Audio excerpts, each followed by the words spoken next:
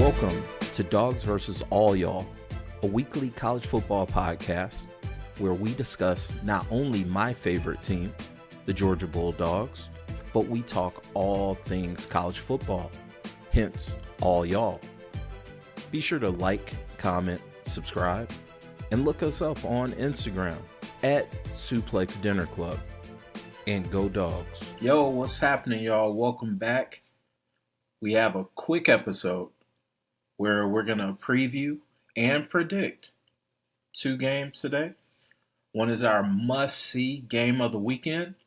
And, of course, we got to talk about this Georgia game. So, let's get it. It's your boy, Gare Bear, coming back at you with another spoiler for all the college football fans around the world. I want each and every one of you to listen to me and listen to me clear. The Texas Longhorns are going to win the national championship, baby. And this is only the beginning. We're giving the SEC a preview of what's to come next year when we whoop all their asses. I'm telling you. TCU, fuck them. Oklahoma, fuck them. USC, Ohio State, Michigan, Georgia, fuck them all. We're going to win because we're the best. We're the best in the world. You heard it here first. It's now time for everyone to jump up on the bandwagon and hook them horns, because the Texas Longhorns are going to win the national championship, and this is just the beginning of a dynasty that's going to last for decades to come. You heard it here first.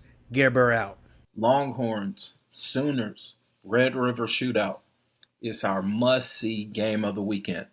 I love what both teams are doing in their final year in the Big 12. They're about to head off to the SEC. And it's going to be some great matchups moving forward, but we're focusing on the now. Both teams have terrific quarterback play so far. I love Quinn Ewers. I've been a big fan of him.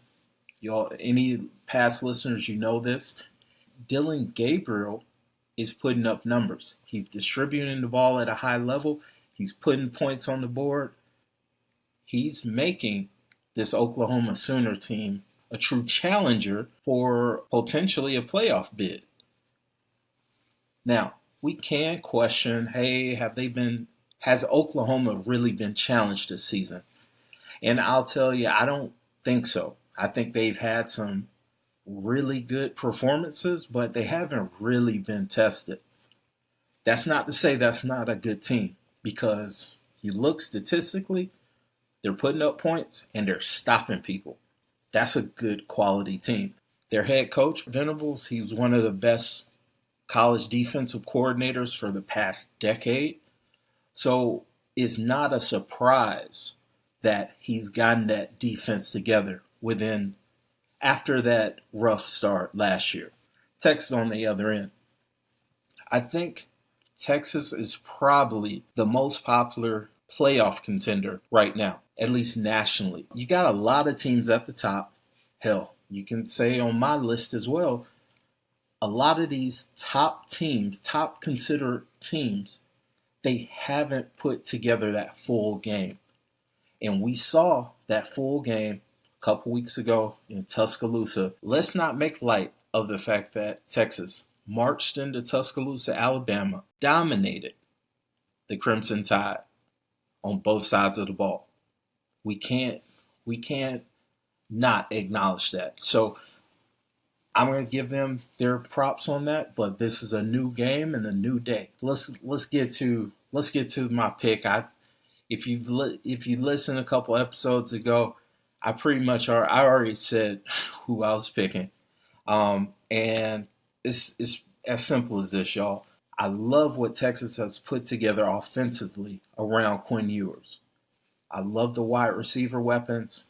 I love the young running backs. The tight end is a beast also when he gets an opportunity.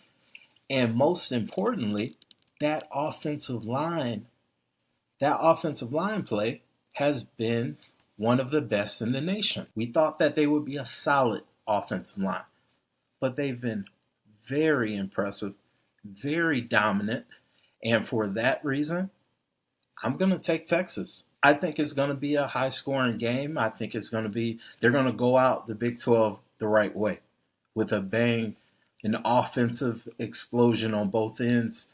And I think in an exciting game, Texas is going to come out on top. Texas 44, Oklahoma 41. Should be a great game. I'm looking forward to it. But let me know down below. Does Texas go out on top, or does Oklahoma take care of business, sticks it to Bevo and the Longhorns one more time in the Big 12? If you haven't already, look us up on socials at SuplexDinnerClub. That's the home of 2 podcast projects that I work on. Mondays, Fridays, we talk college football on Dawgs versus All Y'all. We don't just talk about Georgia football. We talk about all things college football, hence All Y'all. And on Wednesdays, you know the vibes, Life and Times Pod, which is short for the Life and Times of a Restaurant Lifer podcast, where I have conversations with some cool and interesting people that I've met through my years in the hospitality industry. Let me know down below, what team are you representing? The Suplex Dinner Club family is growing, and I want to know more about you guys. We got another night game in Athens, y'all. I cannot wait. 7 p.m. We got the undefeated Kentucky Wildcats coming to Athens to play against your number 1 team in the nation, number 1 team in the hunting season 12, the 2-time defending national champion, Georgia Bulldogs.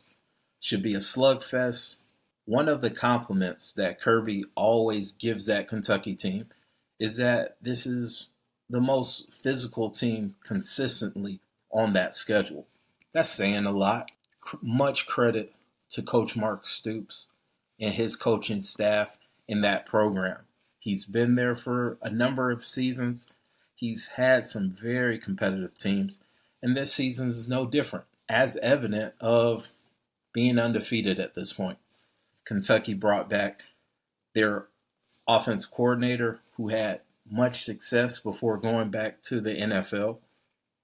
I think he kind of got ran out of the NFL and came back to Kentucky. They were ready to have him. And not only that, but Kentucky went into the transfer portal.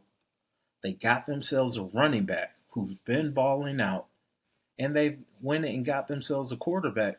One of the better quarterbacks in the transfer portal, Devin Leary. Now, I know all the speculation, all the talk, all the hype going into this game is based off the last time we saw both teams. Let's talk about Kentucky first. Last time we see Kentucky, they ran for over 300 yards against a Florida team that gave up. Simply put, they gave up. Running back Ray Davis, that's his name, right? The running back Ray Davis, he runs for over 250 yards. He looks like a monster. Like I said before, Florida quit. They gave up. That was the last time most of us saw Kentucky on TV.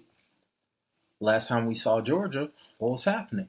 We were in a rock fight with Auburn, in which we gave 14 points, but that's neither here or there. We were allowing Auburn to do the one thing that Auburn is actually capable of doing, which is running the ball, including a couple very weird runs by a quarterback, Shane Thorne, who is not the most athletic, but he is athletic. I'm not going to act like he's not athletic. He's talented, but nonetheless, all the hype and all the talk is hell. The conclusion should be Kentucky's going to run up and down the field on this Georgia team. Georgia's lost in consecutive seasons. Jalen Carter, first-round pick. And the previous season, they lost Devontae Wyatt and Jordan Davis, both first-round picks. Now it's catching up on Georgia. That's the speculation. I'm here to tell you, as unbiased as I can be, that Georgia's going to take care of business. Kentucky runs the ball differently than Auburn. That's the easiest way I can put it. You're going to have much difficulty running the ball on that Georgia defense in the way that Kentucky is designed to run the ball. I understand stats would tell you otherwise, at least based on the last game. I understand that. Now, also understand, hey, Georgia's defensive line, maybe they're not as talented as previous seasons.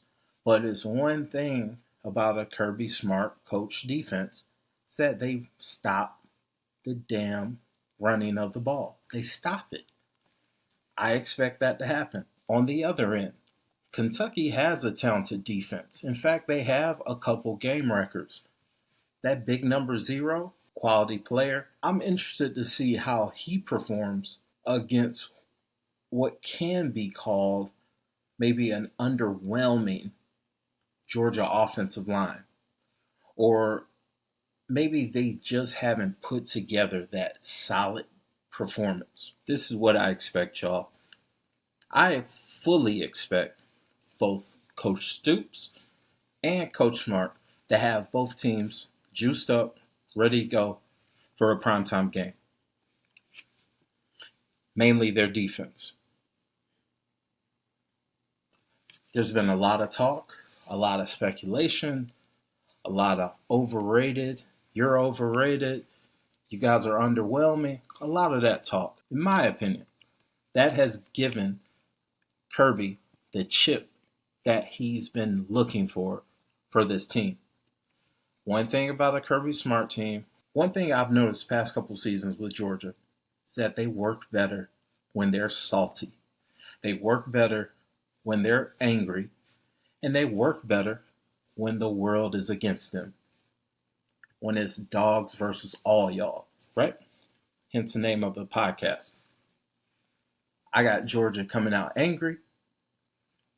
I got Kentucky coming out angry and ready to rock. But I got Georgia coming out angrier and ready to rock more. So with that being said, I got Georgia winning, and I got Georgia taking care of business. My final score, Kentucky 14, Dawgs 31. I'm hoping for a dominant defensive performance. And on the offensive end, I want to see Carson stay on schedule, continue to make the smart passes, hopefully knock down a couple of those long passes so people can stop crying online, but stay the course, get the ball to 19, because again, Brock is him, and Dawgs on top. All right, good people, that's it for today. I'll see you on Monday. We're going to update the hunting season 12, who are the 12 best teams in the nation. Hopefully Georgia puts together a dominant performance so they can stay at number 1. But with teams like Michigan, Texas, Florida State, all on display and possibly giving a great performance, who knows, maybe they take number 1. We're going to try to be as unbiased as possible, believe it or not. Y'all have a wonderful weekend. Take care of each other. And as always, go Dogs.